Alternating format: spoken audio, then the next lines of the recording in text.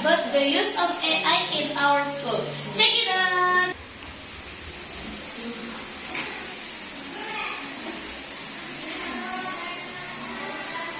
Hey, listen! I have some important information. Important information is about the school. Of course!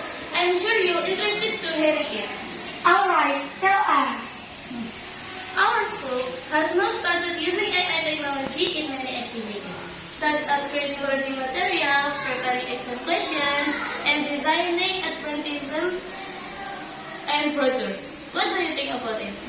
In my opinion, I really like new things. The way this technology is developing very rapidly. AI is one of the technology when used properly. I have different opinion. I think it also has negative effect. It can make students lazy to think and so dependent technology. Students in migrant and the real process cleaning. Yes, I agree with Bella. With lot of routine and thinking that our kids stand up on us. However, I support the AI of technology. That's absolutely right. Every technology has its advantage and disadvantage. As long as AI is used wisely, responsibly, and for good purpose, it will bring many benefits to our life.